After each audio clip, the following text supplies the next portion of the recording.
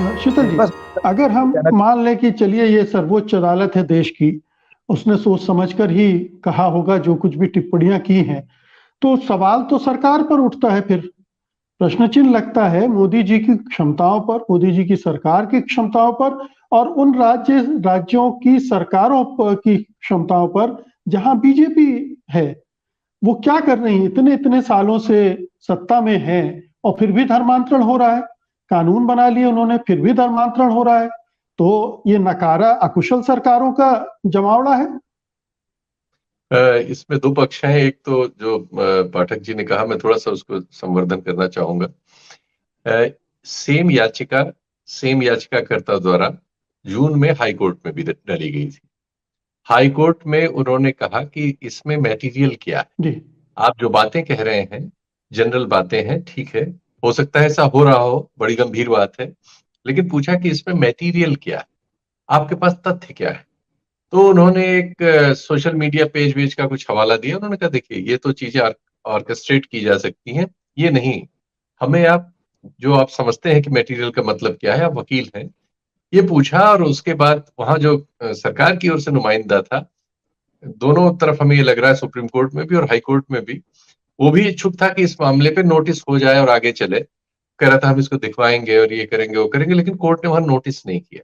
मुझे आश्चर्य है कि इस याचिका को, जिसको हाई कोर्ट ने नोटिस नहीं किया अभी जून में, क्योंकि मटेरियल नहीं था, उसे सुप्रीम कोर्ट में उन्होंने गंभीर पाया कि उन्होंने, एमआर शाह साहब हमारे सुप्रीम कोर्ट के जज साहब हैं, 2004 में गुजरात में थे।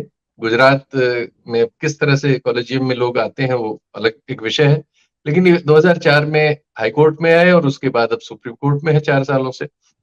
अगले साल रिटायर होंगे। अभी हाल में उनका एक दूसरा फैसला भी आया जो शनिवार के दिन आया था, बड़ा विवादास्पद हुआ है। वो ये इस सुप्रीम कोर्ट की सुनवाई के जो डिटेल्स लाइव लॉ या दूसरी जगहों पे है, उससे लग रहा है वो उत्साहित थे इस याचिका से। और पता नहीं याचिकाकर्ता ने ये फैक्ट छुपाया था कि नहीं, ऐसा छुपाना कानूनन गलत माना जाता है कि हाई कोर्ट में मैं इस याचिका के साथ था और वहां ये हुआ। और जैसा पाठक जी बता रहे हैं कि सुप्रीम कोर्ट में पहले भी ये सुनवाई 3 जजेस की बेंच के सामने हो चुकी है और ये एक बार वापस की जा चुकी है याचिका। तो वो कौन सी नई परिस्थिति पैदा हो गई जिसकी वजह से रजिस्ट्री ने इसको पहले तो एंटरटेन कर लिया। कमाल की बात यह है कि सुप्रीम कोर्ट की रजिस्ट्री बहुत सारे ऐसे जरूरी मसलों पर बहुत सारा हल्ला गुल्ला मचने के बाद कान देती है या नहीं ही सुनती है लगभग। लेकिन इस मामले में अभी एक हाई कोर्ट से रिलीफ नहीं मिली, रिलीफ क्या, एंटरटेन ही नहीं हुआ, और सुप्रीम कोर्ट में सुनवाई भी हो गई। और सुप्रीम कोर्ट ने जो कहा, उसको जो सॉलिसिटर जनरल थे वो लपकने के लिए खड़े थे और उन्होंने कहा ठीक है, हम इसका, सरकार इसको लेके बड़ी चिंतित है, जवाब देगी। और 22 तारीख नवंबर की उन्होंने दे दी जवाब देने के लिए, यानी नोटिस हो गया। ये एक प्रोसेस है, एक प्रोसेस की लीगल शुरुआत। दरअसल ये जो मुद्दा है, अब मैं इससे हट के इस पे आता हूं कि इस मुद्दे का महत्व क्या है। जो दक्षिण पंथ है हमारे यहाँ, उसके पास कुछ स्थापित मुद्दे हैं। धर्म परिवर्तन उनमें से एक मुद्दा है। समान नागरिक संहिता वाला कानून दूसरा इस तरह का मुद्दा है। कुछ और मुद्दे थे जिनमें से कुछ मुद्दों पर पहले ही वो कार्रवाई करके उनको खर्च कर चुके हैं, जैसे आप कह सकते हैं 3 तलाक जैसे एक मुद्दा था।